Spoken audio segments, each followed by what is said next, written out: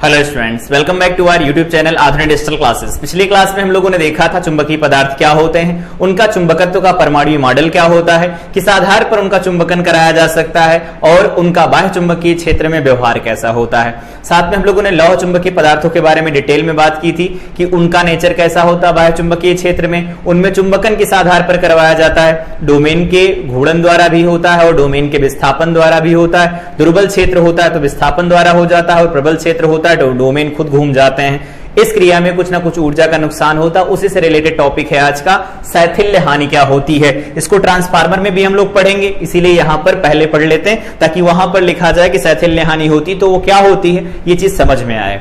शैथिल्य हानि में क्या होता है, यहां पर जो पढ़ा था हम लोगों ने पिछली क्लास में वही सारी डिटेल लिखी, एक बार पढ़ना चाहो पढ़ लो क्विकली। जब किसी लौह चुंबकीय पदार्थ को बाह्य चुंबकीय क्षेत्र में रखकर चुंबकित कराते हैं तो बाहर क्षेत्र में डोमेन की परिसीमाओं के विस्थापन, यहां पर याद रखना डोमेन की परिसीमाओं का विस्थापन कब होता है, जब बी क्या होता है, दुर्बल होता है, और डोमेन के घूर्णन द्वारा क्या होता है, जब बी प्रबल होता है, तब ऐसा होता है में कुछ कार्य किया जाता है। यह कार्य उस पदार्थ की चुंबकीय ऊर्जा में विद्यमान रहता है। जब चुंबकन क्षेत्र को घटाकर शून्य कर देते हैं, चुंबकन क्षेत्र को घटाकर शून्य करने का मतलब जो क्षेत्र लगाया गया, डोमेन का विस्थापन हुआ या डोमेन में घूर्णन हुआ टाइनी मैग्नेट्स का, उसके बाद में वहां से बी को रिमूव कर दिया गया, बी जीरो कर दिया गया, फिर भी क्या होता है, घटाकर शून्य कर देते हैं, तब पदार्थ पूर्णतया अचुंबकित नहीं होता, कुछ ना कुछ चुंबकत्व उसके अंदर रह जाता है और उसमें कुछ चुंबकत्व रह जाता है। इस प्रकार चुंबक को दी गई कुल ऊर्जा चुंबकन क्षेत्र हटा लेने पर वापस नहीं मिलती। यहां पर जो ये चुंबकत्व, ये जो पूर्णतया चुंबकित नहीं होता और यहां पर उसमें कुछ चुंबकत्व शेष रह जाता है। ये वाली जो लाइन लिखी है इसको नोट करना चाहो तो नोट कर लो, जो चुंबकत्व शेष रह जाता है उस चुंबकीय पदार्थ की धारणशीलता कहलाती। अभी देखेंगे जब लूप बनाएंगे इसका, वहां पर डिफाइन किया जाएगा।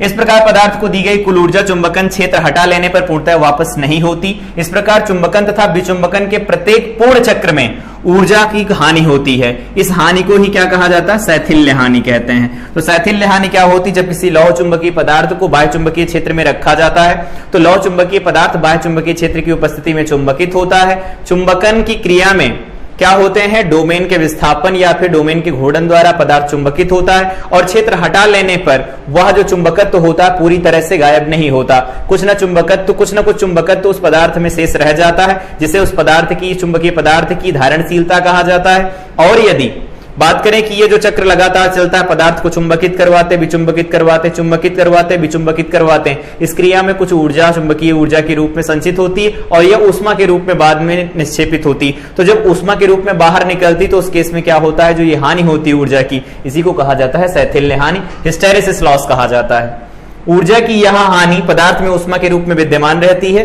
चुंबकन तथा विचुंबकन के एक पूर्ण चक्र में पदार्थ के प्रति एकांक आयतन में होने वाली शैथिल्य हानि को शैथिल्य लूप के क्षेत्रफल के बराबर लिखा जा सकता है। शैथिल्य लूप बनाया कैसे जाता है इसके बारे में और बात करते हैं यहां पर।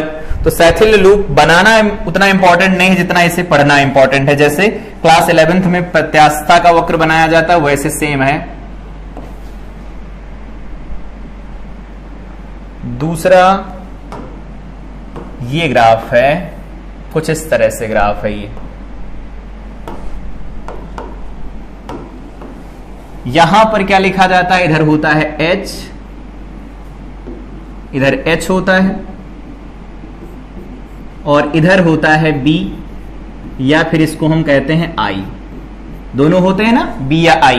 तो ये BH वक्र होता है। BH वक्र कैसे होता है, मान लेते पदार्थ को चुंबकित करवा रहे हैं, कोई पदार्थ है जो चुंबकित हो रहा है, तो चुंबकन में क्या होता है, इसके अंदर चुंबकत्व तो बढ़ता है, मतलब B या I की वैल्यू जो चुंबकीय प्रेरण होता है वो बढ़ता है, लेकिन ये ऐसे डायरेक्ट नहीं बढ़ता है, ऐसे बढ़ता है और उसके बाद एक विशेष मान तक जाकर के फिर क्या होता है, यहां पर रुक जाता है, विशेष मान पर जाएगा, उसके बाद में यहां पर चुंबकीय संतृप्ति की अवस्था आ जाती है। हर एक नाम को जो बोलते जा रहे हैं सुनते जाना, पेपर में अगर पूछा जाता तो उसे एक्सप्लेन कर पाओ। यहां पर ये जो लाइन हमने ड्रॉ किया है, यहां पर है चुंबकीय संतृप्ति, चुंबकीय संतृप्ति, चुंबकीय संतृप्ति, मैग्नेटिक सैचुरेशन हो गया। चुंबकीय संतृप्ति यहां मिल गई, मतलब इसके आगे अगर हम H का मान बढ़ाते जाते हैं तो B या I का मान नहीं बढ़ता। ठीक है, अब ये यहां से यहां तक गए, नाम देते जाओ इनको। यहां पर ये O है, और यहां पर पहुंच गए ए पॉइंट के ऊपर, पदार्थ चुंबकित हो चुका है। तो यहां पर ओ से लगा करके ए, यहां लिखते चले जाओ, जो ओ ए भाग में है इसमें चुंबकन हुआ है, चुंबकित किया गया, चुंबकित किया गया, चुंबकित किया गया। पदार्थ को ओ से लगाकर के ए भाग तक चुंबकित किया गया और इस तरह से ये आगे बढ़ा। तो पदार्थ को चुंबकित किया गया, इस तरह से ये आगे की तरफ बढ़ा, इधर की तरफ। अब क्या होता है, यहां पर अब की बार में H को 0 कर दिया जाए, H को 0 कर देते हैं। तो H को 0 किया जाता है और जब ये वापस ग्राफ लौटता है, यहां से देखो, जब ये ग्राफ वापस लौटेगा, वापस लौटता है तो कुछ इस तरह से वापस लौटता है।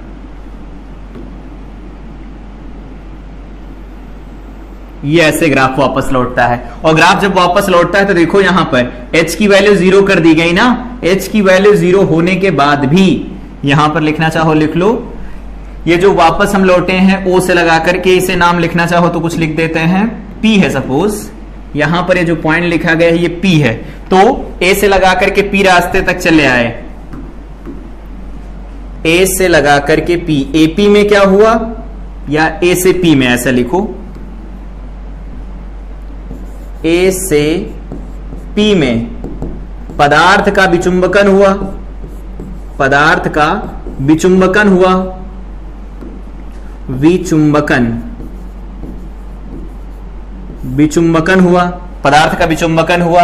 लेकिन पदार्थ का विचुंबकन हुआ तो बी आई की वैल्यू 0 हो जानी चाहिए ना, चुंबकीय प्रेरण शून्य होना जाना चाहिए था। लेकिन चुंबकीय प्रेरण शून्य नहीं होता, ये हम बात जानते, क्योंकि अगर डोमेन का घूर्णन हो गया है, अगर डोमेन घूर्णन कर गए हैं तो उस केस में अनुत्क्रमणीय चुंबकन होता था। याद होगा, पढ़ाया था कि अनुत्क्रमणीय चुंबकन होगा, और अनुत्क्रमणीय चुंबकन को दोबारा से हम रिवर्स नहीं करवा सकते। इसका मतलब कुछ ना कुछ चुंबकत्व उनके अंदर रह जाएगा, और कुछ ना कुछ चुंबकत्व रह जाएगा।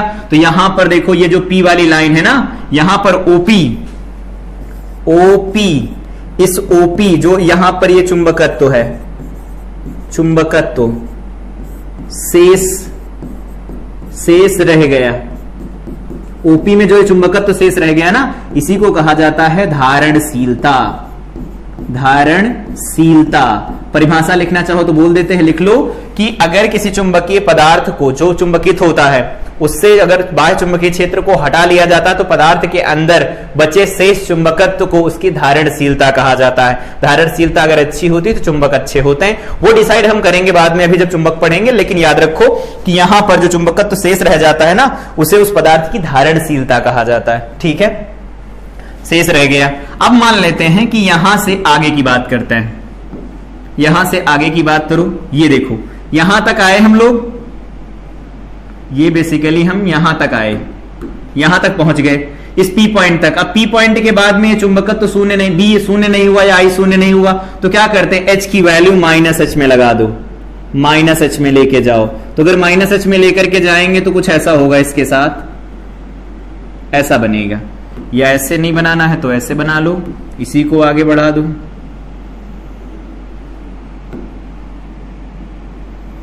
ऐसा बढ़ा देते हैं। शून्य हो गया, ठीक है, शून्य हो गया यहां पर।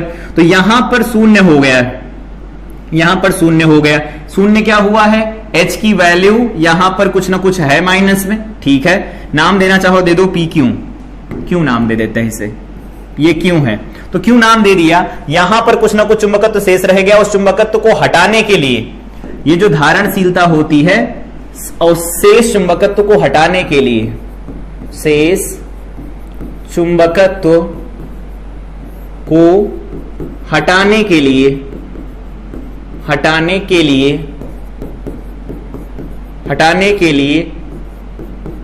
लगाया गया -H, जो B को शून्य कर देता है, शून्य कर देता है। कर दिया इसने शून्य, ठीक है, इसने शून्य कर दिया। इस बार देखो B यहां 0 हो गया, लेकिन H 0 नहीं, माइनस में कुछ है। अब क्या होगा, अब क्या होगा, इसमें हमें इसको लेके जाना है और आगे की तरफ। मतलब क्या है, अभी भी इसके अंदर -H कुछ ना कुछ है। अगर ये H की वैल्यू माइनस में और अधिक बढ़ा दी जाए, H की वैल्यू अगर माइनस में और अधिक बढ़ा दी जाए तो कुछ इसके साथ ऐसा होता है, कुछ ऐसा बनेगा, ऐसा कुछ बनता है, ये यहां तक चला जाता है और यहां जाने के बाद फिर से संतृप्ति की अवस्था आ जाती है। ये यहां पर चुंबकीय संतृप्ति आ जाती है, यहां क्या होगा, चुंबकीय संतृप्ति, चुंबकीय संतृप्ति आ जाती है। ये देखो चुंबकीय संतृप्ति आ गई, मतलब इससे आगे अगर H का मान फिर हम बढ़ाएंगे, यहां पर H का मान, ये जो बढ़ा रहे थे माइनस में ना H का मान, तो H का मान जैसे बढ़ा रहे थे, यहां तक देखो H ठीक था, बढ़ रहा था, B भी बढ़ रहा था, इसके आगे H बढ़ाया, चुंबकीय संतृप्ति आई, चुंबकत्व तो नहीं बढ़ा। यहां पर भी, यहां पर कुछ ना कुछ माइनस में वैल्यू होगी, उस माइनस की वैल्यू के बाद अगर हम बढ़ाते जाएंगे H को, तो उस केस में ये नियत हो जाएगा, आगे नहीं बढ़ेगा। सही है, तो इस केस में क्या हुआ, ये इस रास्ते से वापस आया, ठीक है, इस रास्ते से वापस आएगा। लेकिन अगर दोबारा से आगे की तरफ बढ़ेगा तो दोबारा से आगे की तरफ बढ़ाना चाहो, दोबारा आगे की तरफ भी बढ़ेगा। ये यहां पर जो ये क्यू ओ होता है, क्यू ओ होता है, यहां पर लिखना चाहो इसे लिखो, सब पॉइंट लिख रहे हैं तो इसे भी लिखो। जो क्यू ओ है, इस क्यू ओ को कहा जाता है निग्राहिता, निग्राहिता, निग्राहिता। निग्राहिता क्या होती है, वह उत्क्रम H, H का वह उत्क्रम मान, उत्क्रम H का वह मान, लिखते जाओ, उत्क्रम H का वह मान जो B या I को शून्य कर दे, शून्य कर दे। उत्क्रम जो लगाया गया है ना H, यहां पर चुंबकन क्षेत्र, वो क्या है, इतना कर दिया जाए कि अगर यहां पर जो B जीरो नहीं था, यहां पर देखो ये वाला पॉइंट था, यहां B जीरो नहीं था, तो अगर B जीरो नहीं होगा, H को हमने जीरो करवा दिया, तो इसको माइनस में लगाया तो माइनस में लगाया, उसके बाद इसे जीरो करवा दिया, तो क्यों ओ जो होता है इसे हम निग्राहिता कहते हैं। और यहां पर OP जो होता है इसे धारणशीलता कहा जाता है। ये देखो लिखा गया है धारणशीलता। तो कुछ चुंबकत्व शेष रह जाता है, उस शेष चुंबकत्व को चुंबकन क्षेत्र का मान उल्टा जब किया जाता है, उत्क्रम किया जाता है, तो उस केस में नीचे की तरफ विचुंबकित होता है और फिर इस तरह से चलता है। उसके बाद वापस फिर यहां बढ़ेगा आगे की तरफ, तो यहां से आगे की तरफ फिर से बढ़ेगा। ये यहां पर अगर डॉटेड करना चाहो तो कर दो,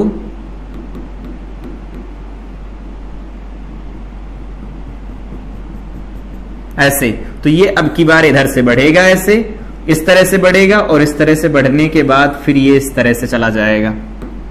ये बेसिकली यहां से बढ़ना शुरू करेगा, तो इधर ये यहां से ऐसे बढ़ेगा, फिर ऐसे जाकर के मिल जाएगा लगातार, तो वहां वापस ए पर दोबारा पहुंच जाएगा। तो इस रास्ते से वापस गया, पहले यहां गया, फिर इस रास्ते से वापस आया, इस रास्ते से वापस आया, फिर दोबारा से इस रास्ते से होकर के ऐसा गया। ये पूरा एक कंप्लीट चक्र है। चुंबकित था, विचुंबकित हुआ, उसके बाद दोबारा चुंबकित हुआ, पूरा एक चक्र बना है। ये पूरा एक चक्र बनता है। और यहां पर जो लास्ट में बात लिखी गई थी ना, देखो एक बार पढ़ो, चुंबकन तथा विचुंबकन के एक पूर्ण चक्र में, ये पूरा एक चक्र हम लोगों ने बनाया। पदार्थ के प्रति एकांक आयतन में होने वाली शैथिल्य हानि को, जो HI लूप बनाया गया है ना, इसी के बराबर, मतलब इसका जो क्षेत्रफल होगा वो शैथिल्य हानि को प्रदर्शित करेगा।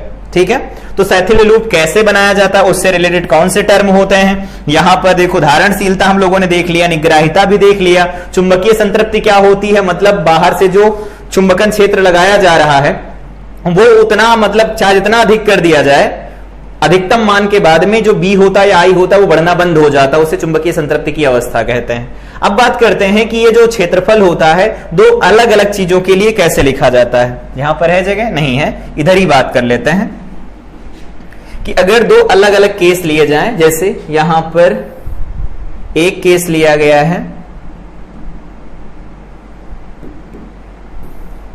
ये कैसा है और इसको इधर की तरफ बना देते हैं, ऐसा कुछ।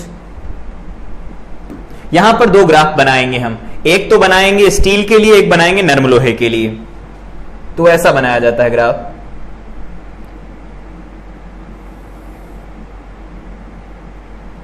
या ऐसे देखो,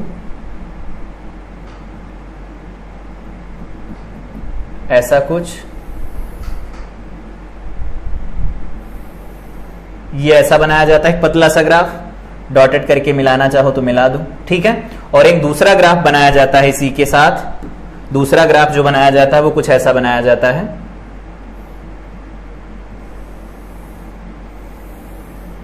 ये ग्राफ कुछ ऐसा बनाया जाता है। यहां पर जो ये अभी बनाया है लास्ट में ये वाला, ये किसका होता है? स्टील का होता है, स्टील का होता है। और यहां जो अंदर बनाया गया है ये किसका है? Fe का है, Fe का, बेसिकली नर्म लोहे का ग्राफ है। यहां पर हमारे पास I होता है या B होता है, ये बात हम जानते हैं, और इधर H होता है। तो ये भी क्या है? शैथिल्य लूप ही तो है, शैथिल्य लूप। तो शैथिल्य लूप पूछा जाए क्या होता है तो बताना किसी पदार्थ के लिए चुंबकन क्षेत्र, चुंबकीय प्रेरण और चुंबकन क्षेत्र के मध्य खींचा गया जो ग्राफ होता है वो शैथिल्य लूप कहलाता है। और प्रति एकांक आयतन में होने वाली जो शैथिल्य हानि होती इसी लूप के क्षेत्रफल के बराबर लिखी जाती। ठीक है, यहां पर एक बात देखो, अगर हमें चुंबक बनाना है, स्थायी चुंबक बनाना है, स्थायी चुंबक बनाने के लिए क्या चीजें होनी चाहिए? स्थायी चुंबक अगर हम बनाते, देखो आगे वही पढ़ना ना, तो उसी की पृष्ठभूमि यहीं से बनाते हैं। स्थायी अगर चुंबक बनाना है तो स्थायी चुंबक की बात अगर हम करते हैं तो इसमें चुंबकन, चुंबकन तथा विचुंबकन, तथा विचुंबकन, विचुंबकन। अगर बात करें हम कि अगर स्थायी चुंबक हमें बनाना है तो उसके अंदर चुंबकन और विचुंबकन की क्रिया तो होगी नहीं, क्योंकि स्थायी चुंबक का मतलब उसने चुंबकीय क्षेत्र बना दिया तो बना दिया, अब उसे हम बदल नहीं रहे हैं, तो उससे चुंबकित और विचुंबकित नहीं करवा रहे हैं। यही तो मतलब हुआ ना। ठीक है, यहां पर जो टर्म अभी डिफाइन किए हम लोगों ने उनको यहां पर लगाने की कोशिश करो। एक बात यहां से ध्यान से देखो, ये वाली जो धारणशीलता है, धारणशीलता जो दे रखी है, इस ग्राफ को थोड़ा और रीअरेंज करके बनाते तो काफी बेटर होता। ये वाला जो पोर्शन है इसको थोड़ा अच्छा कर लेते हैं। बेसिकली ये जो ग्राफ बनता है वो कुछ ऐसा बनता है, ऐसा, ये ऐसा ग्राफ बनता है, कुछ इस तरह का ग्राफ बनता है। ये होता है लोहे का और ये होता है हमारे पास स्टील का। यहां से अच्छे समझ में आएगा, स्टील का हो गया और ये जो हो गया ये लोहे का हो गया। ठीक है, अब यहां से देखो, यहां पर जो इसकी धारणशीलता, धारणशीलता इन दोनों में देखो किसकी सबसे अधिक है। तो यहां पर देख रहे होंगे स्टील वाला यहां पर आके रुक रहा है, ये इतनी ऊंचाई होगी यहां पर बी या आई की, और जो आयरन वाला है वो उसकी देखो धारणशीलता काफी अधिक है। तो इसकी देखो धारणशीलता का मान काफी अधिक है, मतलब क्या है कि जो Fe की धारणशीलता है, धारणशीलता, धारणशीलता वो अधिक है किससे? स्टील से, स्टील से अधिक है।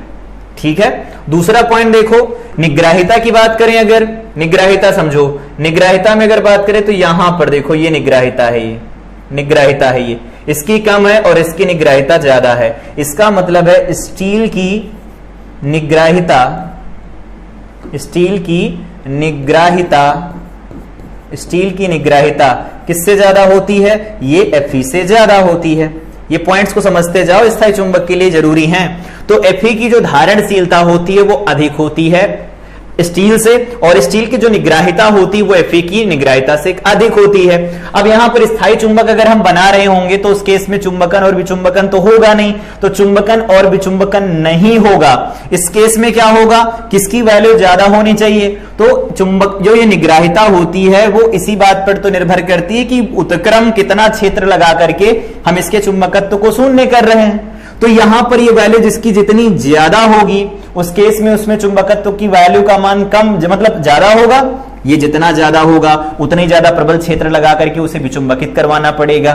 तो ऑफ कोर्स Fe की धारणशीलता ज्यादा है स्टील से, अच्छी बात है, लेकिन स्टील की जो निग्राहिता होती वो आयरन से ज्यादा होती, और निग्राहिता अधिक होने का मतलब ये है, हम विचुंबकन तो करवाएं नहीं, निग्राहिता का अधिक होना यह दर्शाता है कि अगर एक बार हमने उसे चुंबकित करवा दिया तो वो एक लंबे समय तक चुंबकित बना रहेगा और उसे हम एक चुंबक की भांति इस्तेमाल कर सकते हैं। इसीलिए यही कारण होता है कि जो स्थायी चुंबक होते हैं वो स्टील के बनाए जाते हैं, नर्म लोहे के नहीं बनाए जाते।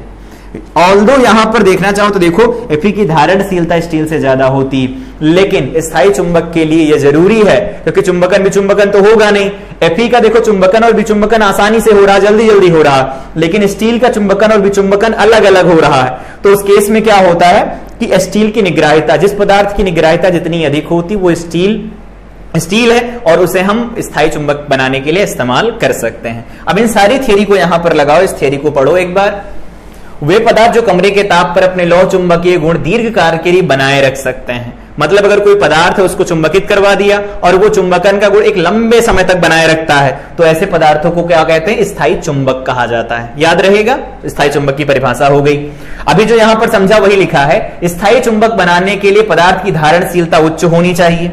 पदार्थ की धारणशीलता कहा गया, ये देखो, पदार्थ की धारणशीलता उच्च होनी चाहिए, जिससे कि वह चुंबकन स्थायी हो, मतलब चुंबक शक्तिशाली बने। साथ ही पदार्थ की निग्राहिता भी उच्च होनी चाहिए। धारणशीलता उच्च है, अच्छी बात है, निग्राहिता भी उच्च होनी चाहिए। तो निग्राहिता भी उच्च होनी चाहिए, इस बात का ध्यान रखना, जिससे कि चुंबक का चुंबकत्व तो बाह्य वांछित चुंबकीय क्षेत्रों अथवा यांत्रिक विक्षोभ या ताप परिवर्तनों के प्रभाव से कम ना हो। इसका क्या मतलब, इसे पहले समझते हैं। जैसे मान लेते हैं ये चुंबक की छड़ है, ठीक है, ये कोई क्षण चुंबक है, इसका चुंबकत्व तो है कुछ, तो अगर इसकी निग्राहिता बहुत अधिक है, निग्राहिता बहुत अधिक होने का यह मतलब है अगर हम इसे विचुंबकित करवाना चाहते हैं तो हमें प्रबल क्षेत्र व्युत्क्रम मतलब उत्क्रम में लगाना पड़ेगा। तो उत्क्रम में क्षेत्र का मान बहुत अधिक होगा तभी ये विचुंबकित हो सकती है, अन्यथा विचुंबकित नहीं होगी। इसीलिए कहते हैं स्टील क्या होता है, उसकी निग्राहिता अधिक होती है। इसका मतलब उसे विचुंबकित करवाने के लिए प्रबल क्षेत्र लगाना पड़ेगा, और प्रबल क्षेत्र लगाना पड़ेगा, वो उतना क्षेत्र प्रबल होगा नहीं। वातावरण के पास तो ऐसा नहीं होगा जो यहां पर लिखे गए हैं कारक। देखो, बाह्य वांछित चुंबकीय क्षेत्र, अगर कोई चुंबकीय क्षेत्र अपने मन से उत्पन्न हुआ, जैसे पृथ्वी का चुंबकीय क्षेत्र होता है यहां पर, अथवा यांत्रिक विक्षोभों या ताप परिवर्तन, वायुमंडल में ताप परिवर्तन होता है, तो ताप परिवर्तन से वो अगर कम नहीं होता, ये बात का भी ध्यान रखना चाहिए। यही बात लिखी, देखो, स्थायी चुंबक में शैथिल्य, यहां लिखना चाहो तो लिख लो शैथिल्य, शैथिल्य देख लेना अपने हिसाब से। शैथिल्य हानि का कोई महत्व नहीं होता। क्यों शैथिल्य हानि का इसलिए कोई महत्व नहीं होता क्योंकि हम उसमें चुंबकन विचुंबकन बार बार नहीं करवाएंगे, क्योंकि इसका बार बार चुंबकन या विचुंबकन नहीं किया जाता। इन सभी दृष्टिकोणों से, यहां पर जो ये लिखी गई है लाइन, ये इंपॉर्टेंट लाइन है, इन सभी दृष्टिकोणों से स्थायी चुंबक स्टील के बनाए जाते हैं। स्थायी चुंबक किसके बनाए जाते हैं? स्टील के।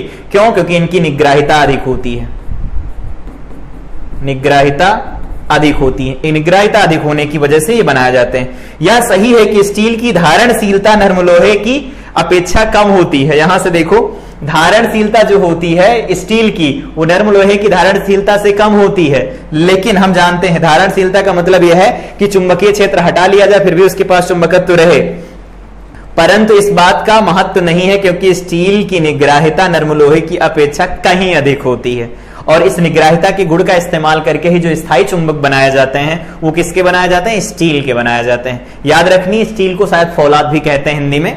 अब जो भी होगा देख लेना। इन सभी दृष्टिकोणों के आधार पर जो यहां पर लिखे गए हैं, इन सबको हम लोगों ने यहां पर समझा इस शैथिल्य लूप के साथ कि कौन सा पदार्थ चुंबक बनाने के लिए इस्तेमाल किया जाएगा। बेसिकली हमारा कंसर्न ये रहता है कि पदार्थ की निग्राहिता अधिक हो, अगर धारणशीलता भी अधिक हो तो बहुत अच्छा है, लेकिन नर्म लोहे और स्टील में हमें चुनना है। बाकी और भी पदार्थ होते हैं लेकिन बेसिकली जो मेन होते हैं यही दो होते हैं, तो इनमें से हमें कोई एक चुनना है। तो निग्राहिता होती है स्टील की ज्यादा, धारणशीलता लोहे की ज्यादा होती है। धारणशीलता का स्थायी चुंबक बनाने के लिए कोई खास महत्व नहीं होता, लेकिन निग्राहिता का खास महत्व होता है कि वातावरण का ताप परिवर्तित हो, चुंबक अचुंबकित हो गया, उसमें विचुंबकन हो गया, अगर वो विचुंबकित हो जाएगा तो उस केस में ये भी तो हम कह सकते हैं कि विचुंबकन की क्रिया अगर हो रही है तो उसको इस लेवल पर करवाई जाए कि बाहर का जो वातावरणीय प्रभाव है वो निरस्त कर सके। इसीलिए निग्राहिता अधिक रख करके ध्यान में स्टील के जो चुंबक बनाए जाते हैं वो स्थायी चुंबक बनाए जाते हैं, इसका प्रयोग किया जाता है। तो ये शैथिल्य लूप हो गया।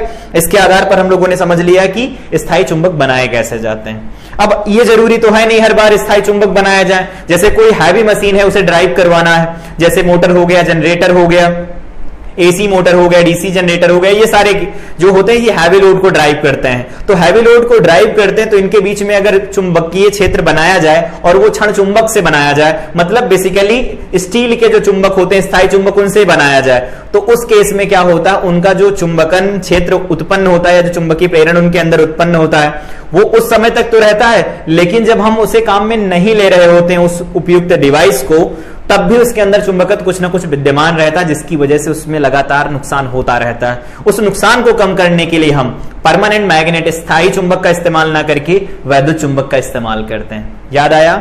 अगर हमें कोई ऐसी मशीन ड्राइव करनी है, बहुत ज्यादा हैवी लोड को ड्राइव करना है, उस केस में मोटर जनरेटर इन सब का प्रयोग किया जाता है। इनका सिद्धांत तो जानते, क्लास 10th में भी पढ़ा है कि विद्युत चुंबकीय प्रेरण सिद्धांत पर काम करते हैं। वो सिद्धांत क्या हम लोग पढ़ेंगे, लेकिन अभी का हमारा ये कंसर्न है कि जो स्थायी चुंबक और विद्युत चुंबक बनाए जाते हैं, विद्युत चुंबक का इस्तेमाल कब किया जाता है, स्थायी चुंबक का इस्तेमाल कब किया जाता है। तो अगर परमानेंट मैग्नेटिज्म चाहिए, हमें एक स्थायी चुंबकत्व तो चाहिए हमें, तो उसके लिए स्थायी चुंबक का इस्तेमाल कर देंगे। लेकिन ध्यान ये रखना है कि अगर कोई मशीन है उसका प्रयोग नहीं किया जा रहा है, अगर स्थायी चुंबक लगाए गए हैं तब भी उसके अंदर कुछ ना कुछ नुकसान होते रहेंगे। लेकिन अगर वैद्युत चुंबक का इस्तेमाल करते हैं तो याद होगा, धारावाही प्रणाली क्या तब तक दंड चुंबक की भांति व्यवहार करती है जब तक उसके अंदर धारा का प्रवाह होता, धारा प्रवाह बंद होता है तो वो एक नॉर्मल कॉइल जैसा बिहेव करती है, उसके अंदर कोई चुंबकीय क्षेत्र नहीं रहता।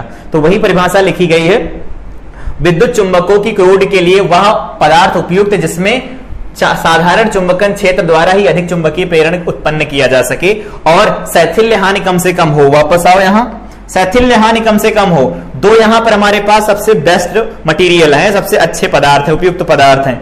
इनमें देखो हम लोगों ने पढ़ा प्रति एकांक आयतन में होने वाली जो शैथिल्य हानि होती है इनके क्षेत्रफल के बराबर होती है। इन दोनों को देखकर बताओ क्षेत्रफल किसका ज्यादा है, क्षेत्रफल स्टील का ज्यादा है। और स्टील का अगर क्षेत्रफल ज्यादा होगा तो स्टील में शैथिल्य हानि अधिक है। और शैथिल्य हानि को कम करने के लिए यहां पर जो बेसिकली जो पदार्थ उपयोग किया जाएगा, जो बढ़ाना चाहता है किसी भी चुंबकन क्षेत्र की तीव्रता को बढ़ाना चाहता है, तो उसके लिए नर्म लोहे का प्रयोग किया जाता है। ये जो पॉइंट लिखा है यही लिखा है। क्या लिखा था कि अधिक चुंबकीय प्रेरण उत्पन्न हो जाए, कम मतलब क्षेत्र लगाओ, अधिक चुंबकीय प्रेरण उत्पन्न हो जाए। लौह चुंबकीय पदार्थ का गुण है ये। तथा शैथिल्य हानि कम से कम हो, लूप का क्षेत्रफल कम होना चाहिए। नर्म लोहे के शैथिल्य वक्र से स्पष्ट होता है कि दोनों गुण नर्म लोहे में होते, अतः नर्म लोहा विद्युत चुंबकीय क्रोड के लिए एक आदर्श पदार्थ की भांति व्यवहार करता है। अब ये बनाए कैसे जाते हैं, तो अगर हमें अलग अलग उपयोग के लिए बनाना पड़े कभी, तो इसको बेसिकली इस तरह से बनाया जाता है। अगर हम ये बात करते हैं कि ऐसा कुछ है, ये ऐसा दिया गया है, यहां पर इस तरह से जब हम क्षण चुंबक बनाते हैं, बना तो रहे होंगे विद्युत चुंबक, लेकिन अगर क्षण चुंबक जैसा वो व्यवहार करे, क्षण चुंबक जैसा व्यवहार करे, तो उसके लिए याद रखना उनके फेरों में जो धारा प्रवाहित होती है वो एक ही दिशा में धारा प्रवाहित होनी चाहिए, एक ही दिशा में धारा प्रवाहित होनी चाहिए। यहां पर लगा दो एक सेल, बैटरी, ये देखो लगा दिया, इसके अंदर धारा प्रवाहित करा दो माइनस प्लस, ये बैटरी हो गई, ये बैटरी धारा प्रवाहित कराएगी। इसमें धारा किधर बहेगी, याद आया होगा कुछ कि इसमें धारा नीचे से इधर की तरफ जाएगी और वापस ऊपर से नीचे की तरफ, नीचे की तरफ, नीचे की तरफ, यहां नीचे की तरफ, ये नीचे की तरफ, इस तरह से धारा बनेगी इसके अंदर, ऐसा बनेगा। तो धारा इस तरह से बन रही, देखो इधर की तरफ क्षेत्र बन रहा है। तो अगर इधर से इधर की तरफ क्षेत्र बनेगा तो लेफ्ट साइड वाला सिरा क्या होगा, लेफ्ट साइड वाला सिरा क्या बन जाएगा, एन बन जाएगा। ये क्या बन जाएगा, एन बन जाएगा। और इधर क्या बन जाएगा, एस बन जाएगा। ठीक है, तो ये है कि अगर कोई कार्डबोर्ड ले लिया, कार्डबोर्ड के ऊपर तांबे के तार के विद्युत रोधी फेरे लपेट दिए गए, उसमें धारा प्रवाहित गई, प्रणालिका बन गई, प्रणालिका में एन और एस होते हैं, हम लोगों ने पढ़ा है। लेकिन अब बात आती है इसका चुंबकत्व बढ़ाना हो तो कैसे बढ़ाया जा सकता है। अभी ठीक है, उसे होल्ड करके रखते हैं, देखेंगे इसका प्रभाव कैसे कम या ज्यादा किया जा सकता है। तो अगर कोई क्षण चुंबक बनाना है, हमें क्षण चुंबक बनाना है, तो उसको इस प्रकार बनाया जा सकता है। और अगर घोड़े की नाल जैसे चुंबक बनाए जाते हैं ना, उनको बनाना हो तो कैसे, उनमें क्षेत्र जो बनता है वो काफी प्रबल होता है, तो उनको बनाने के लिए इस तरह का इस चीजों का इस्तेमाल किया जाता है। यहां पर कुछ इस तरह की चीजें होती हैं, ऐसा, ये ऐसा हो गया, ये ऐसी कोई क्रोड ली जाती है, ये ऐसी कोई क्रोड ली जाती। ध्यान ये रखना होता है कि जो दोनों भुजाएं हैं इसकी, दोनों भुजाओं में धारा की दिशा विपरीत होनी चाहिए। तो धारा की दिशा विपरीत होनी चाहिए।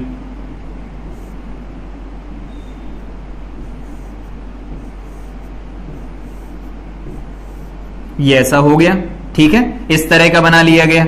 और इस वाले पदार्थ के साथ में यहां पर इसे ले आए, कुछ ऐसा कर दिया गया।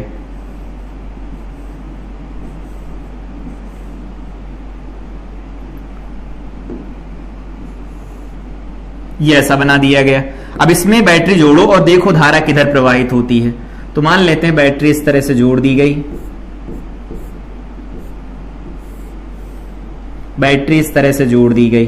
धारा चेक करो किधर से किधर जाएगी, तो धारा आई थिंक दिख रहा होगा इधर से चलेगी, इस रास्ते से पहुंचेगी तो इधर की तरफ निकलेगी, इधर की तरफ जाएगी धारा, और इसमें जब धारा प्रवाहित होना शुरू करेगी इधर वाले में, तो इसमें इधर से चलेगी धारा, और इसका जो ये बने हैं, इनको हटाओ जरा से, ठीक नहीं बने हैं, इनके फेरे थोड़ा उल्टा बन गए हैं, इनको सही करो,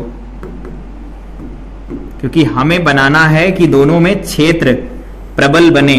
क्षेत्र प्रबल बनने के लिए सारी शर्तें हैं, तो यहां बनाओ इस तरह से कुछ, ये यहां जा रहा है और यहां से फिर ये इधर की तरफ जा रहा है, ऐसा, ये ऐसा, फिर ये ऐसा, फिर उसके बाद में क्या होगा, ऐसा जा रहा है और वापस इधर चला गया। ठीक है, यहां से गया ऐसा और वापस इधर चला गया। अब इसमें धारा देखो किधर जा रही है, इसमें धारा इधर जा रही है, इसमें देखो धारा इधर जा रही है। दोनों भुजाओं में धारा विपरीत होनी चाहिए। अब अगर धारा विपरीत होगी तो कोई एक एस बनेगा तो दूसरा एन बनेगा।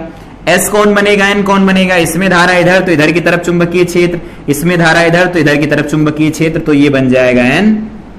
एन लिख लो, इसे अलग कलर से लिख लो, ये बन जाएगा हमारे पास एन और ये बन जाएगा एस। क्यों? क्योंकि यहां पर चुंबकीय क्षेत्र अंदर की तरफ चलेगा और इधर से चुंबकीय क्षेत्र बाहर आएगा, तो ये घोड़े के नाल जैसा ये बन रहा है ना संरचना। इसमें दोनों के दोनों कैसे होने चाहिए? तो दोनों के दोनों में धारा विपरीत होनी चाहिए, इसमें धारा समान होनी चाहिए। क्षण चुंबक इस तरह से बनाए जाते हैं और दंड चुंबक इस तरह से, घोड़े के नाल जैसे दंड चुंबक इस तरह के बनाए जाते हैं।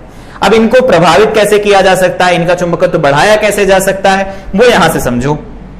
इधर उपयोग एक बार देख लेते हैं। उपयोग क्या है? बड़े आकार की विद्युत चुंबक फैक्ट्रियों में चलनशील जो क्रेन होते हैं द्वारा लोहे और फौलाद के बड़े, फौलाद का मतलब स्टील है, कि बड़े बड़े उपकरणों व गट्ठों को एक स्थान से दूसरे स्थान पर ले जाने के लिए विद्युत चुंबकों का इस्तेमाल किया जाता है। बड़े बड़े चुंबक होते हैं विद्युत चुंबक, तो उनके बीच में एक चुंबकीय क्षेत्र बनाया जाता है जिससे उन पदार्थों को क्या किया जाता है, एक जगह से उठा करके दूसरी जगह तक ले जाया जाता है। क्यों? क्योंकि जो नर्म लोहा होता है, जो लोहा होता है, जो फौलाद होते हैं, ये चुंबकीय क्षेत्र में प्रबल रूप से आकर्षित होंगे और अगर विद्युत चुंबक बनाएंगे तो इनको उठा करके एक दूसरे से, एक जगह से दूसरी जगह ले जाया जा सकता है। अगला पॉइंट, अस्पतालों में विद्युत चुंबक आंख तथा शरीर के अन्य किसी भाग से लोहे व फौलाद के छर्रे निकालने में उपयोग किया जाता है। बेसिकली जब अगर लोहा या फौलाद का कोई मतलब एक कोई बुलेट जैसा बात करें कि अगर कोई गोली जैसा शरीर के अंदर धंस जाता तो उसको निकालने के लिए इन सब का इस्तेमाल किया जा सकता है। ये प्रबल चुंबक होते हैं।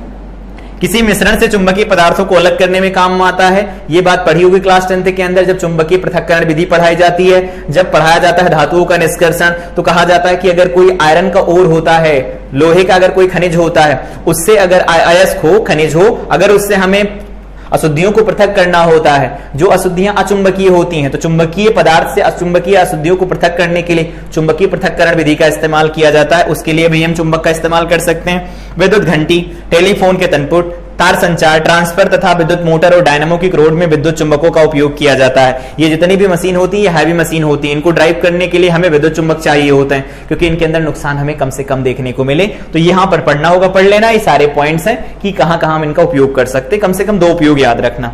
इसके आगे अगर बात करें कि चुंबक पदार्थ की जो प्रबलता होती, प्रभावित करने वाले कारक कौन कौन से होते हैं, तो प्रभावित करने वाले कारकों में पहला है क्रोड का पदार्थ।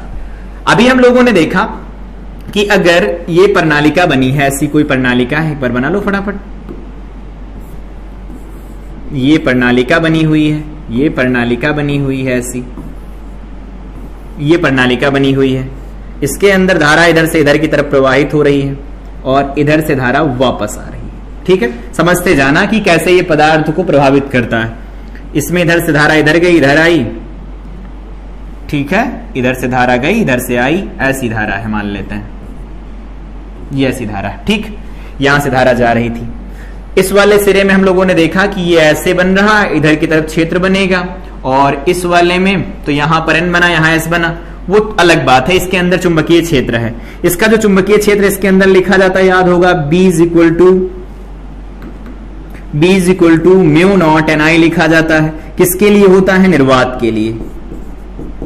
निर्वात के लिए, निर्वात के लिए ऐसा किया जाता है। लेकिन अगर इसके अंदर एक कोई छोटी सी क्रोड रख दी जाए, अगर एक छोटी सी क्रोड रख दी जाती है, क्रोड अगर छोटी सी रख दी जाए तो क्या होगा? देखो ये है, मान लेते हैं कि लोहे की, नर्म लोहे की क्रोड है, ये नर्म लोहे की क्रोड है।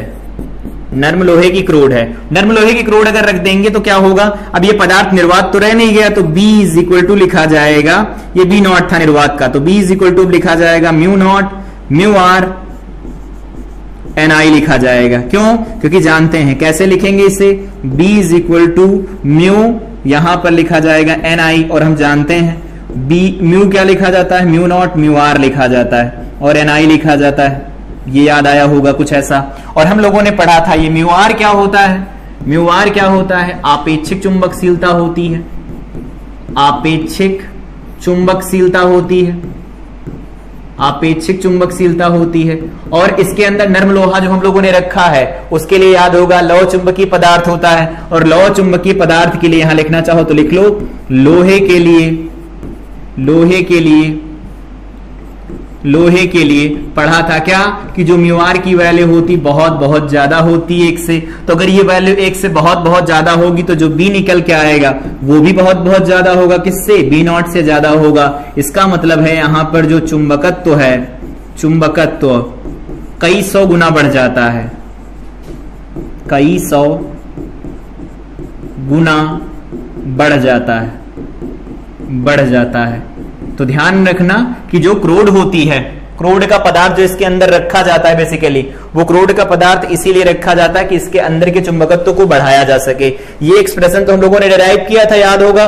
और पिछली क्लास में जब हम लोग चुंबकीय पदार्थों के गुण पढ़ रहे थे तो वहां भी देखा था कि mu naught mu R Ni लिखा जाएगा, म्यू Ni लिखेंगे, और हम लोगों ने देखा था कि जो म्यू लिखा जाता है वो लिखते हैं म्यू नॉट म्यू आर लिखा जाता है, यही तो लिखते हैं ना।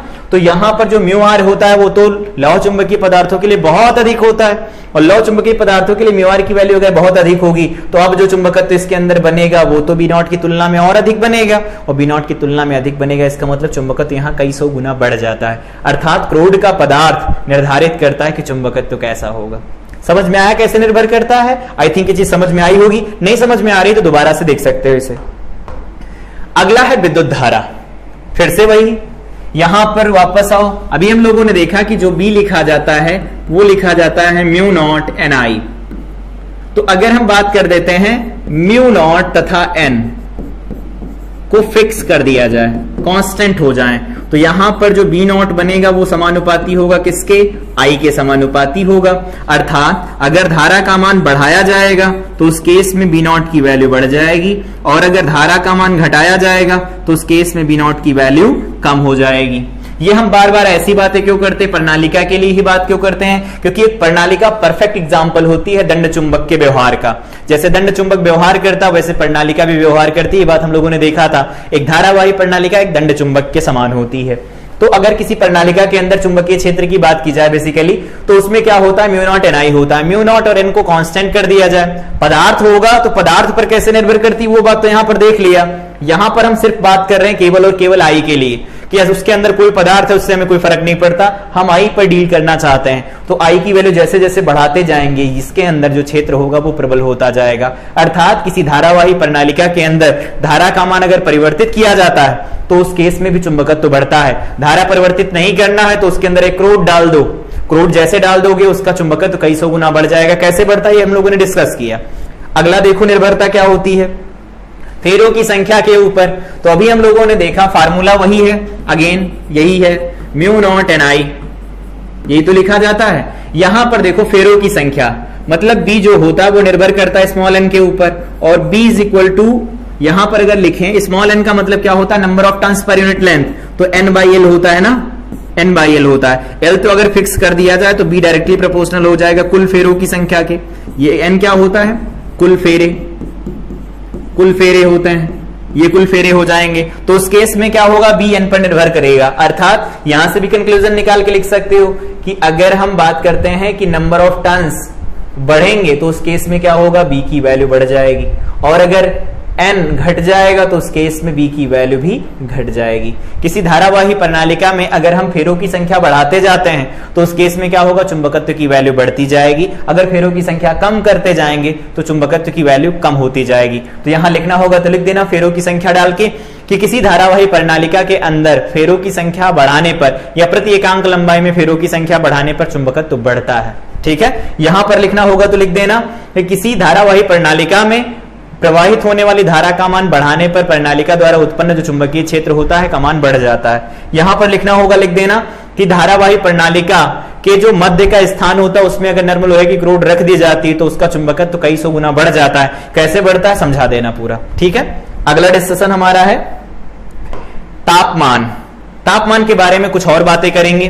तापमान के बारे में बेसिकली अगर हम बात करें कि तापमान पर इसका प्रभाव पड़ता क्यों है और जरूरी क्यों है ऐसा, तो परमाणु मॉडल तो हम लोगों ने पढ़ा था चुंबकत्व का, उसके सिद्धांत के आधार पर भी बात करेंगे। तो याद रखो, जब भी कभी ताप बढ़ाया जाता है, अगर हम ताप बढ़ाते हैं तो ताप बढ़ाने के साथ साथ में क्या होता है, उसके अंदर जो डोमेन होते हैं उनको ऊर्जा मिलती है। पॉइंट को समझते जाना। अगर कोई चुंबकित पदार्थ है, चुंबकित पदार्थ मतलब ऐसा है, बना लो, समझने में इजी हो जाएगा। ऐसा कुछ है,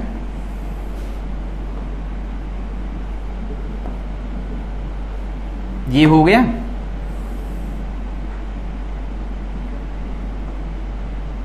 ये ऐसा हो गया। याद होगा हम लोगों ने देखा था कि अगर इसके डोमेन बनाया जाए, लौह चुंबकीय कोई पदार्थ है, इसके डोमेन बना लिए जाए। मान लेते हैं इसके डोमेन इधर है,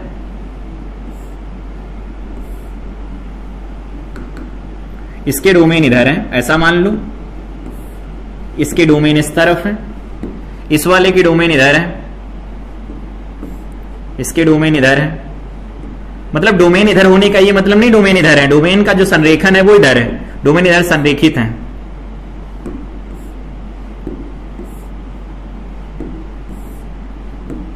इसमें डोमेन इधर की साइड, नीचे की साइड संरेखित है। ऐसा कुछ है, याद आया होगा हम लोगों ने पढ़ा था लौह चुंबकीय पदार्थ में। ऐसा कुछ है, कोई लौह चुंबकीय पदार्थ इस तरह से दिया गया है। अगर मान लेते हैं कि लगा दिया जाए क्षेत्र, अगर क्षेत्र लगा दिया जाए इसके सिरों पर, तो क्षेत्र लगा दिया जाए, प्रबल क्षेत्र हो, तो प्रबल क्षेत्र में क्या होता है, इनका तो घूर्णन हो जाता है ना, इनका घूर्णन हो जाता है और घूर्णन द्वारा चुंबकन हो जाएगा। तो इस केस में क्या होगा, घूर्णन द्वारा चुंबकन होगा। ये यहां है, डोमेन का विस्थापन नहीं, सीधे डोमेन का घूर्णन ही हो गया, ऐसा मान लेते हैं। ये ऐसा हो गया, क्षेत्र लगाया गया राइट साइड में, सब राइट साइड में चले गए, सबका जो चुंबकन है वो राइट साइड में हो गया। ये भी राइट साइड में चले गए, ऐसे ये वाले भी राइट साइड में चले गए।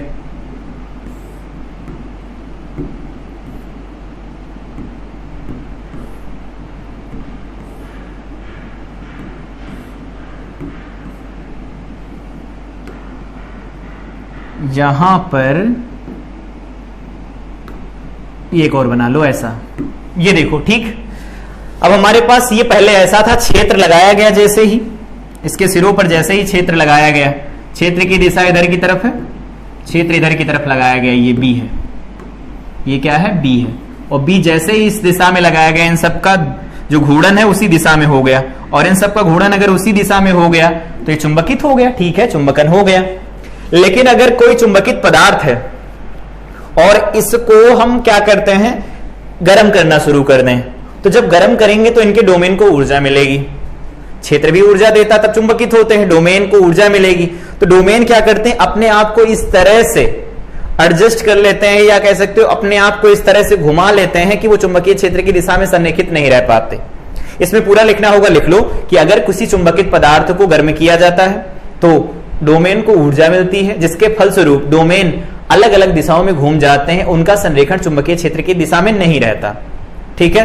अब अगर उनका कोई एक विशेष भाग लिया जाए, उस पदार्थ का विशेष भाग लिया जाए, तो उसमें जो डोमेन होते हैं उनका जो नेट आघूर्ण बनता है, चुंबकीय आघूर्ण, वो निरस्त हो चुका होता है और पदार्थ अचुंबकित हो जाता है।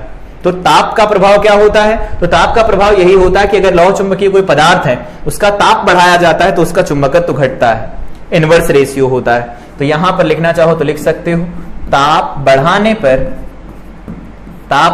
पर लौह चुंबकीय पदार्थ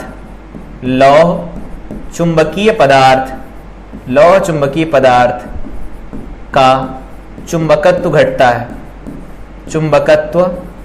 है, एक टर्म और अगर याद रखना चाहो तो याद रख सकते हो, तापमान पढ़ रहे हैं तो अगर हम लौह चुंबकीय पदार्थ को गर्म करना शुरू कर देते हैं तो एक समय ऐसा आता है ये अपना लौह चुंबकत्व का गुण खो देता है और ये अनुचुंबकीय हो जाता है। तो जिस ताप पर ऐसा होता है उसे क्यूरी ताप कहा जाता है। तो लिखना चाहो लिख दो, वह ताप जिस पर कोई लौह चुंबकीय पदार्थ अपना लौह चुंबकत्व का गुण छोड़ करके अनुचुंबकीय हो जाता है, क्यूरी ताप कहलाता है।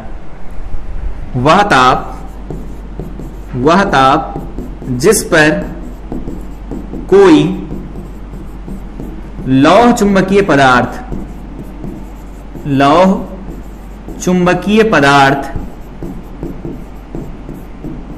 अनुचुंबकीय पदार्थ में परिवर्तित हो जाता है, अनुचुंबकीय पदार्थ में परिवर्तित हो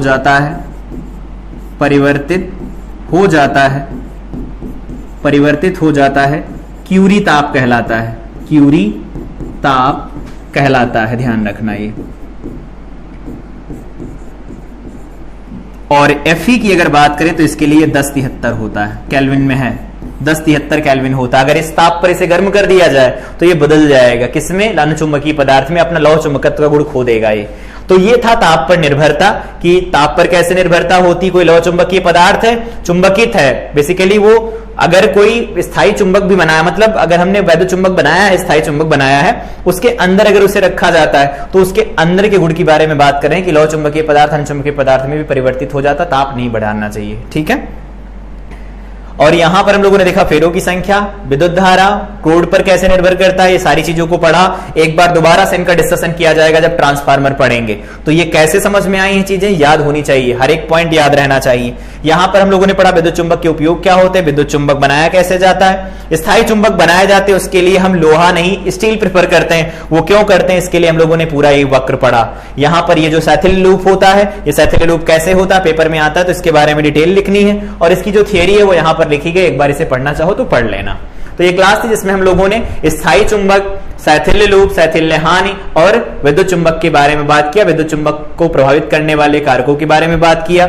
यहां पर जो विद्युत चुंबकत्व होता है उसकी थ्योरी कंप्लीट हो जाती है। अगली क्लास में हम लोग डिस्कशन करेंगे इनके आंकिक प्रश्नों का, उसके बाद में स्टार्ट करेंगे हम लोग विद्युत चुंबकीय प्रेरण और प्रत्यावर्ती धारा। इसके बाद वो लास्ट यूनिट होगी पूरी प्रत्यावर्ती धारा और विद्युत चुंबकीय प्रेरण, और उसमें विद्युत चुंबकीय तरंगों को भी हम कवर करेंगे।